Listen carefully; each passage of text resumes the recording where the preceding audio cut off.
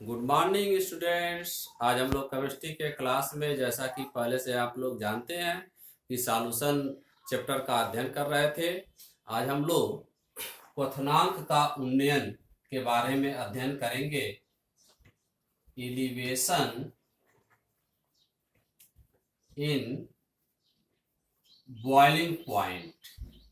तो सबसे पहले आपको क्वथनांक की परिभाषा जानना है। जैसा कि आप पहले से क्वथनांक की परिभाषा जानते भी हैं।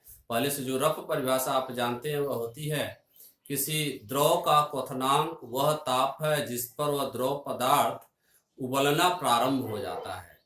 और यहाँ पर हम आपको स्टैंडर्ड परिभाषा देंगे। जैसा कि वाष्प दाब आप पढ़ चुके हैं और वायुमंडलीय दाब पढ़ चुके हैं, जानते हैं आप। किसी द्रव का क्वथनांक वह ताप है जिस पर उसका वाष्प दाब वायुमंडलीय दाब के बराबर हो जाता है। मतलब वायुमंडल किसी भी द्रव पे, वायुमंडल जैसे द्रव है तो वायुमंडल भी इस पे दबाव डालती है। वायुमंडल भी क्या करती है, इस पे दबाव डालती है। तो किसी द्रव का क्वथनांक वह ताप है जिस पर इसका वाष्प दाब, जब हम इसको गर्म करेंगे तो वाष्प अवस्था परिवर्तित होगा, वाष्प उस पर दबाव डालेगा जिस पर उसका वाष्प दाब वायुमंडलीय दाब के बराबर होता है। तो आप यह हुआ क्वथनांक। हमको डालना है क्वथनांक का उन्नयन। यदि कोई द्रव विलायक हो, देखेंगे द्रव विलायक है, मान लीजिए द्रव विलायक है, इसमें कोई हम अवाष्पशील पदार्थ घोल रहे हैं। अवाष्पशील पदार्थ घोल रहे हैं द्रव विलायक में। मान लीजिए कि विलायक का वाष्प दाब P0 है, विलयन का वाष्प दाब PS है। सपोज करिए कि विलायक का क्वथनांक T0 है और विलयन का क्वथनांक क्या है, TB है। जैसा कि आप पहले से वाष्प दाब का अनुमान पढ़े हैं। द्रव विलायक में कोई हम अवाष्पशील पदार्थ जब विलय करते हैं तो उसके वाष्प दाब में कमी हो जाती है। जब वाष्प दाब में कमी होगी मतलब विलयन क्या हो गया, पहले की तुलना में ठंडा हो गया। तब आप इसको जैसे वाष्प दाब इसका बढ़ाने के लिए इसके तुलना में क्या होगा, अधिक ताप की आवश्यकता होती है। अर्थात किसी द्रव विलायक में अवाष्पशील पदार्थ विलय करने पर जो विलयन प्राप्त होगा, उस विलयन का क्वथनांक क्या होगा, और द्रव विलायक की तुलना में अधिक होगा। तो जो क्वथनांक में वृद्धि होती है, उसी को क्या कहते हैं, क्वथनांक का उन्नयन। और क्वथनांक में वृद्धि किसके कारण होती है, वाष्प दाब में अवनमन के कारण।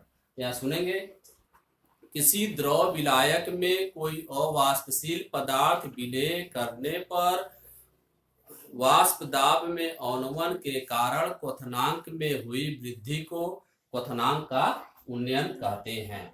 यदि क्वथनांक के उन्नयन को डेल्टा टीबी से प्रदर्शित करते हैं तो डेल्टा टीबी बराबर हो जाएगा आपका TB minus T0।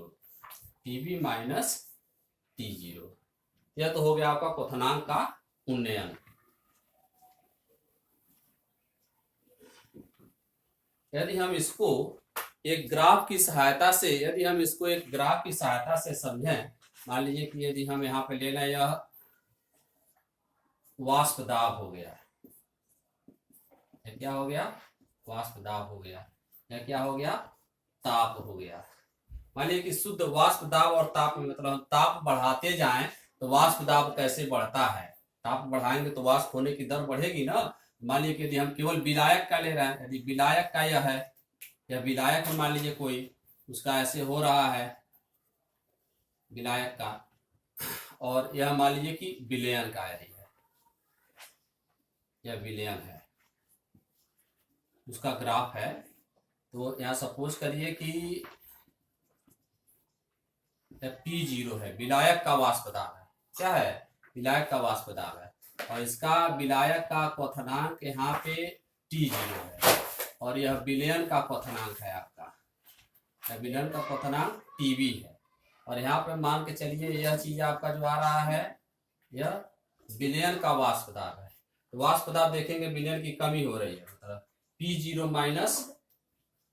Minus PS हो रहा है, और क्वथनांक में वृद्धि कितने की हो रही है, देखेंगे यहाँ पे TB माइनस T0। यही क्वथनांक में क्या होती है, वृद्धि होती है। यह हो गया आपका क्वथनांक का उन्नयन। अब हम एक चीज आगे जानेंगे, उसमें क्वथनांक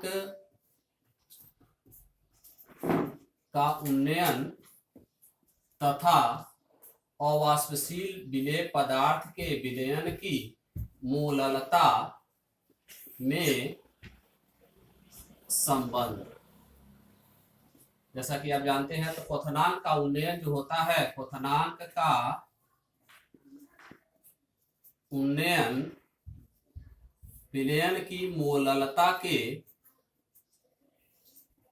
समानुपाती होता है। इसको हम डेल्टा टीवी से प्रदर्शित करते हैं और इसको स्मॉल एम से प्रदर्शित करते हैं।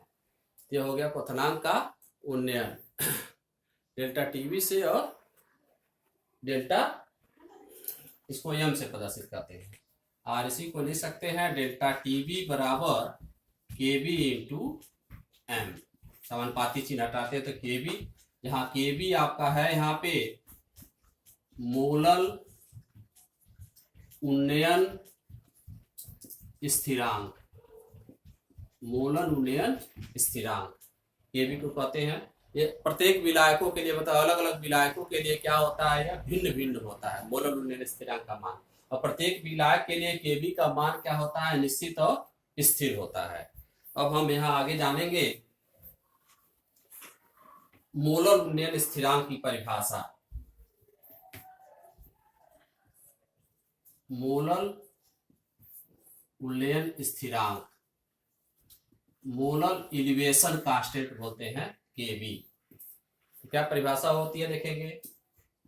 जैसे यदि हम 1000 ग्राम विलायक लें, या 1 केजी कह सकते हैं, 1000 ग्राम विलायक में अवाष्पशील विलेय का 1 मोल घोल है। 1 किलोग्राम या 1000 ग्राम विलायक में अवाष्पशील विलेय का 1 मोल घोलने पर जो क्वथनांक में वृद्धि होती है, उसे उस विलायक का मोलल उन्नयन स्थिरांक कहते हैं। मोलल उन्नयन स्थिरांक को केबी से प्रदर्शित करते हैं। किससे प्रदर्शित करते हैं, केबी से प्रदर्शित करते हैं। पहले से हम फार्मूला जानते हैं, डेल्टा टीवी बराबर केबी इंटू एम, या केबी बराबर हो जाएगा आपका डेल्टा टीवी अपान एम। केबी का मात्रक जो हो जाएगा आपका, केबी का मात्रक बराबर डेल्टा टीवी का मात्रक ताप है, तो ताप का मात्रक यदि आप डिग्री सेंटीग्रेड लेते हैं, डिग्री सेंटीग्रेड और मोलल, इसका क्या लेते हैं, मोलल होता है। तो ताप का मात्रक यदि डिग्री सेंटीग्रेड लेंगे तो इसका मात्रक हो जाएगा डिग्री सेंटीग्रेड प्रति मोलल, या डिग्री सेंटीग्रेड मोलल इनवर्स। यदि केल्विन में लेंगे तो केल्विन मोलल इनवर्स होता है। ये तो हो गया आपका यह चीज, मोलल उन्नयन स्थिरांक। अब आपको जानना है यहाँ पे अणुभार। मोलल उन्नयन स्थिरांक की सहायता से, मैं लिख नहीं रहा हूं, मोलल उन्नयन स्थिरांक की सहायता से अवाष्पशील विलेय पदार्थ के अणुभार की गणना। जैसा कि हम जानते हैं डेल्टा टीबी बराबर केबी इंटू एम। एम क्या है, विलयन की मोललता है, या डेल्टा टीबी बराबर केबी इंटू मोललता बराबर होती है विलेय के मोलों की संख्या बटे विलायक का भार किलोग्राम में। विलेय के मोलों की संख्या बटे विलायक का भार किलोग्राम में। मोलों की संख्या बराबर होती है ग्राम में भार बटे अणुभार, या विलायक कैपिटल डब्ल्यू से लिया गया है, विलेय स्मॉल डब्ल्यू से लिया गया है। या आप ले सकते हैं डेल्टा टीवी बराबर केबी इंटू 1000 स्मॉल डब्ल्यू बटे कैपिटल डब्ल्यू, और यहाँ पे हो जाएगा आपका एम, और एम बराबर हो जाएगा 1000 KB into small W upon delta TV into capital W. तो यह आपका फार्मूला हो गया। इसकी सहायता से जैसे देखेंगे, आपको एक फार्मूला याद करना है, डेल्टा टीवी बराबर केबी इंटू एम। इसमें भी मान रख के आप यह फार्मूला न याद करें, यह फार्मूला याद रहे आपको, बशर्ते कि आपको मोललता बराबर जानना है विलेय के मोलों की संख्या बटे विलायक का भार किलोग्राम में। यह चीज आपको जानना है। इतना जानने के पश्चात आपको तब यदि यही कोई फार्मूला याद हो तो आप इसमें भी मान रख के क्या कर सकते हैं, निकाल सकते हैं। इसके आधार पर कोई भी जैसे आप न्यूमेरिकल प्रश्न या अणुभार जैसे इसमें यदि देखेंगे कि डेल्टा टी भी ज्ञात हो तो एम ज्ञात कर सकते हैं, के भी ज्ञात कर सकते हैं, और के भी प्रत्येक विलायक के लिए इसका मान निश्चित और स्थिर होता है। प्रत्येक विलायक के लिए इसका मान क्या होता है? निश्चित और स्थिर होता है। जैसे कि यदि हम इसमें अब क्या करेंगे, इसके आगे आंकिक प्रश्न हम लोग सॉल्व करेंगे। जैसे आप लोगों को इसमें नोट्स में 2 आंकिक प्रश्न सॉल्व करके दिखाया गया है, आप उसको करने का प्रयास करेंगे। पुनः ये सब टॉपिक आप एक बार पुनः वीडियो कम से कम 2 बार देखिए, उसे समझने के लिए प्रयास करिए। आज के क्लास में इतना ही। धन्यवाद।